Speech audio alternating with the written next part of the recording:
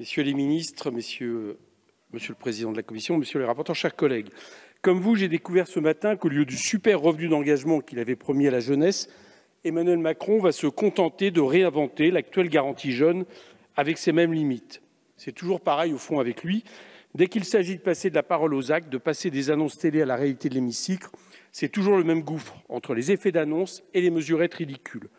C'est le même gouffre qu'on trouve en se penchant sur le plan France 2030 et ses 30 milliards virtuels étalés sur des années. Et bien sûr, le même gouffre entre les fasteuses annonces du plan de relance et sa triste vérité. Derrière la belle façade d'un plan de relance de 100 milliards d'euros pour sauver l'économie, on ne trouve étrangement ni 100 milliards, ni de sauvetage de l'économie. Écoutez bien, la mission de plan de relance n'était dotée que de 22 milliards l'année dernière et de 12,9 cette année. Et j'ai beau compter et recompter, 22 plus 12,9, ça fait vraiment pas 100. Ce qui est encore pire, c'est que votre plan ne relance rien, ni ne sauve l'économie, puisque sa logique même est à côté de la plaque. Presque rien n'y est fait pour les plus pauvres et les plus précaires, ni pour relancer la consommation populaire. La seule action qu'il aurait consacrée se résume à un soutien au secteur associatif, à qui on n'en finit jamais de faire porter les responsabilités de l'État, et ce, à la hauteur ridicule de 85 millions d'euros. Alors que même aux États-Unis, l'essentiel des dépenses de crise a consisté à soutenir les ménages précaires, en dépensant au total 25% du PIB, le gouvernement français aura, lui, préféré tout miser sur des aides aux entreprises sans aucune contrepartie ni condition.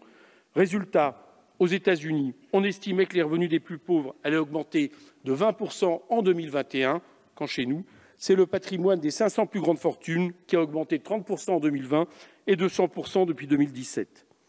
Pourtant, depuis 2017, vous continuez de vous entêter dans la même logique de politique de l'offre. Vous nous faites désormais perdre comme ça chaque année 10 milliards supplémentaires rien qu'en baisse des impôts de production que vous osez en plus comptabiliser dans votre pseudo-plan de relance. Non seulement cette mesure n'a pas vraiment au fond de lien avec la crise, c'est établi, ni aucun effet sur la relance, c'est établi aussi. Je rappelle que d'après le FCE, son effet multiplicateur ne serait que de 0,3 en 2021, ce qui signifie que la richesse produite par cette mesure sera 3 fois moins élevée que son coût pour les finances publiques. Mais en plus, elle est principalement captée par les grandes entreprises et les secteurs les plus polluants. Résultat, le gain moyen est dérisoire pour les TPE, mais monte à 9,1 millions pour les grandes entreprises, sans qu'elles aient à nous en rendre le moindre compte.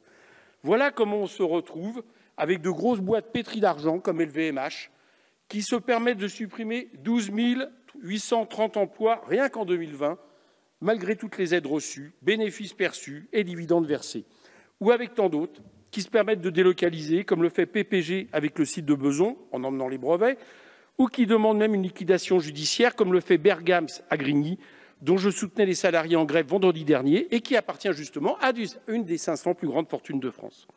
En bref, voilà comment on se retrouve à donner des millions aux entreprises pour récolter la destruction de 284 000 emplois rien qu'en 2020.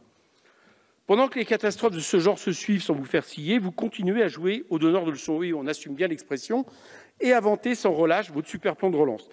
Pour répondre à la présidente Mathilde Panot tout à l'heure, le Premier ministre a quand même osé déclarer avoir, je cite, un plan de relance extrêmement ambitieux en matière de transition écologique qui fait que la France montre l'exemple par des actes. Mais quel culot vous avez jusqu'au plus haut sommet de l'État.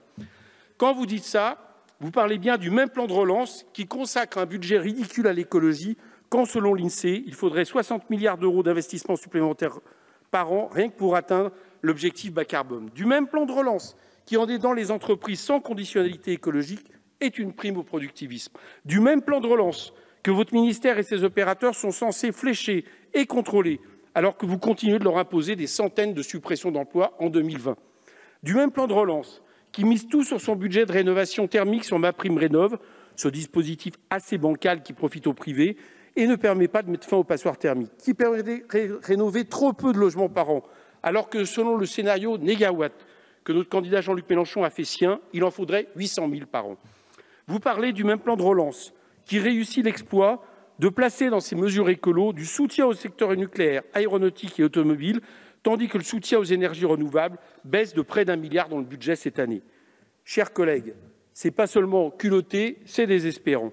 Comment pouvez-vous accepter, comment laisser passer un plan de relance aussi médiocre, tant pour les plus défavorisés que sur le plan climatique, en pleine COP26, à quelques jours de la prochaine grande marche pour le climat. Nous ne sommes pas à l'avant-garde, nous sommes dans la voiture balai.